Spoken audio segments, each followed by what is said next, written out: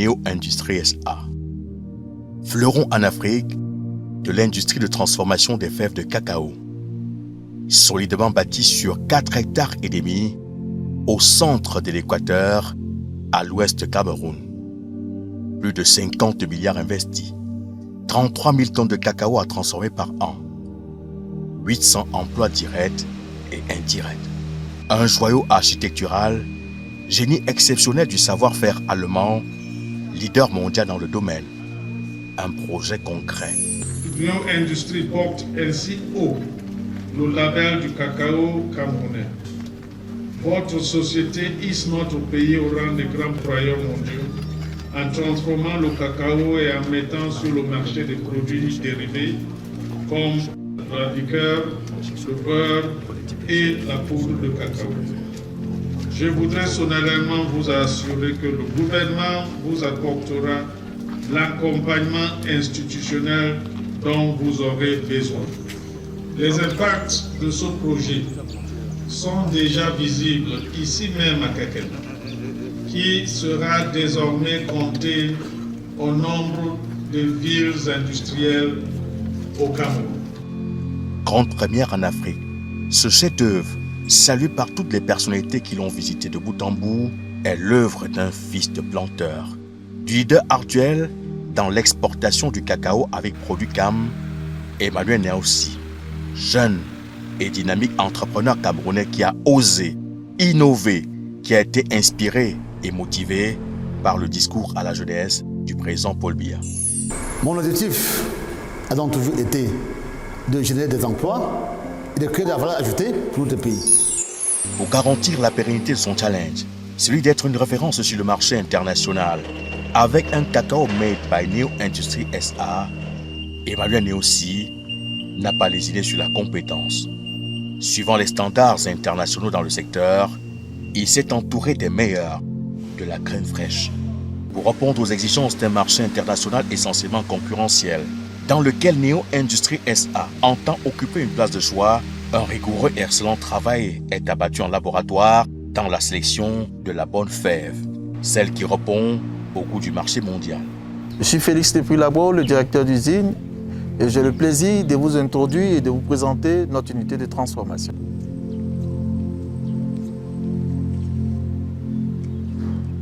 Et ici, ça c'est le cas de transport du personnel, parce qu'on préfère nous-mêmes assurer le transport pour être sûr que le personnel vient à temps, à l'heure au travail, et également pour éviter un certain nombre de choses. Voilà. Surtout, vous voyez, aujourd'hui on a le Covid. Voilà, venez s'il vous plaît.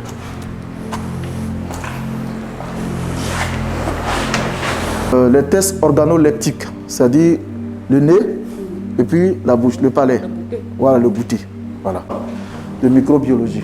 Et vous allez voir, c'est le même type, les mêmes critères qu'un laboratoire tel que Pasteur. Ou bien un laboratoire que Mérieux. Hein, partout dans le monde. Hein? Et c'est le même principe, la marche en avant. Il faut savoir que pour une usine qui n'a que peut-être 1 an véritablement de choses, de marche, c'est vraiment une satisfaction pour nous. Voilà. Et la confiance ne fait que grandir et ça se traduit par les volumes que les gens nous commandent. Voilà. Et pour le moment, c'est quoi la production mensuelle? Aujourd'hui, nous avons une capacité de 3000. Mais comme je dis, c'est une usine qui part progressivement. Aujourd'hui, par mois, sur les 3000, on fait entre 1000 et 2000 tonnes par mois. Donc ça dépend, oui, ça dépend. Et pour vraiment une nouvelle usine, 1 an, c'est même pas une multinationale, une entreprise locale, c'est génial. Voilà. Dans ce labo, nos opérateurs labo procèdent à toutes les analyses de contrôle qualité pour pouvoir déterminer les spécifications et valider l'acceptation ou refouler les fèves. Les fèves sont stockées dans ce local qui est le magasin matières premières. Ici, nous sommes à la plateforme d'engagement. Nos opérateurs, une fois les fèves sorties du magasin fèves, sont mis à disposition des opérateurs et les opérateurs procèdent à l'engagement des fèves. Et ces fèves-là sont introduites dans le processus afin de commencer la transformation en elle-même. Torréfaction, refroidissement, nous allons procéder au broyage. Et après broyage, affinage. Et après l'affinage, nous allons passer au stockage. Maintenant, nous allons aller voir le labo physico-chimique et également la salle de pilotage, de control room de toute cette usine. Dans ce laboratoire, nous allons faire des analyses microbio du type flore total, E. coli, entéro, salmonelle. Il faut dire que notre système est automatisé et tout est contrôlé à partir de ces écrans-là. Nous entrons maintenant en atelier de presse pour le pressage de la masse pour obtenir le beurre et le tourteau. Ici, nous avons 2 presses avec une capacité unitaire de 1200 kg à l'heure. Vous voyez, après pressage, nous avons des tourteaux qui sont évacués. Et également, nous obtenons aussi du beurre qui par la suite sera transféré dans les cuves de beurre non filtré pour être filtré et stocké pour le conditionnement.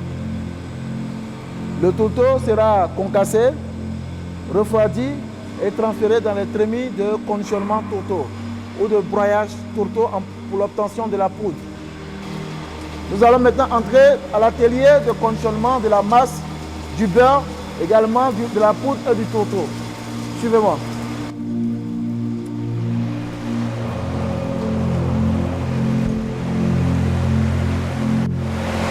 Nous sommes donc au niveau de l'atelier de conditionnement du beurre et des lignes de conditionnement de la masse. Actuellement, nous avons des commandes, beaucoup plus de commandes de beurre et de tourteau. Et de l'autre côté de la baie vitrée, nous avons l'atelier de conditionnement de la poudre et du tourteau. Après tous les ateliers de conditionnement, notamment tous les produits liquoreux et tous les produits pulvérilants, nous allons entrer maintenant au niveau du magasin produits finis. Vraiment bravo. Un grand bravo. Merci. Faut féliciter le président. C'est un magasin qui a une capacité de stockage de près de 2000 tonnes. Nous avons mis en place un dispositif de contrôle pour assurer l'intégrité et la conformité des différents produits au travers de nos différents labos. En restant ferme sur la qualité, Neo Industries SA envisage d'ici quelques années de doubler sa capacité de production de 33 000 à 66 000 tonnes par an. Une belle perspective qui puise sa conviction dans la terre, à Ambam, dans la vallée du Thème, région du Sud, où 22 000 hectares de terre ont été mises à sa disposition par l'État du Cameroun. Dans les autres grands bassins de production, de vastes plantations ont été créées, des plants et des intrants distribués aux planteurs. Un soutien institutionnel qui démontre à souhait la volonté permanente de l'État du Cameroun à accompagner les investisseurs et à soutenir les investissements. C'est une industrie qui a une importance capitale parce que vous savez que le cacao est la principale culture de rente de notre économie.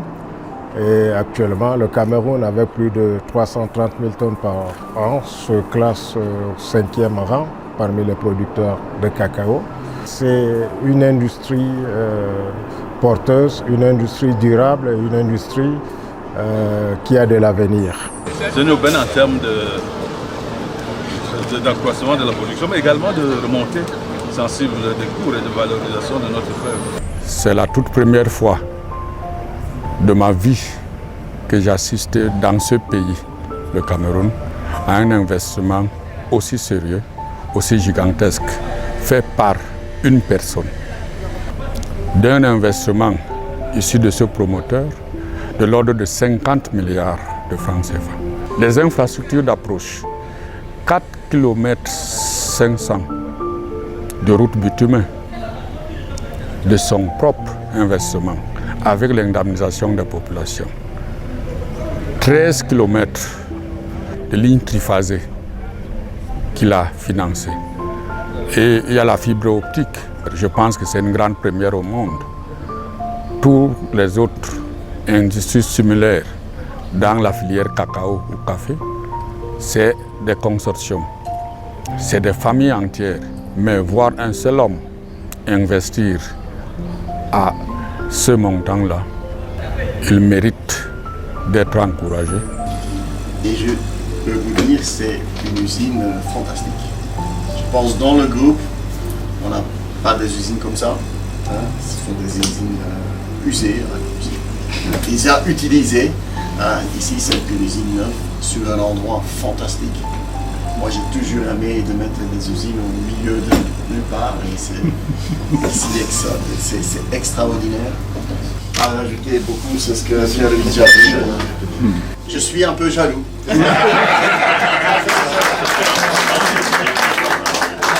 Merci à vous pour la visite, merci pour la confiance que vous nous avez faite. Ça a été un plaisir de vous recevoir et en espérant que très prochainement on vous reverra. Merci beaucoup. Merci bien. Ok. Je suis très émerveillé par la visite que nous a offerte le directeur de l'usine. Et nous, en tant que Stantax, nous croyons que nous allons soutenir cette initiative à hauteur vraiment grande parce que nous sommes un partenaire financier international et nous sommes là pour soutenir tous ceux qui prennent des initiatives telles quelles et nous sommes derrière Neo Industries pour soutenir Neo Industries. Donc je lance un appel ici à Stantax International avec toutes nos plateformes de banque HSBC, Standard Chartered Bank, Barclays pour dire voilà ce qui s'est fait au Cameroun. Nous sommes prêts à soutenir ce qui s'est fait au Cameroun et merci pour tout ce que nous avons vu ici. C'est vraiment époustouflant et nous ne pourrons pas manquer de soutenir. Conscient qu'à l'échelle mondiale, le traitement des eaux usées constitue le premier enjeu de santé publique, le respect de la nature est le cœur des priorités de Neo Industries SA. En attente de l'appui institutionnel et sur des partenaires pour la construction d'une cité d'astreinte pour le personnel, des mesures d'urgence ont été prises pour qu'ils soient dignement logés.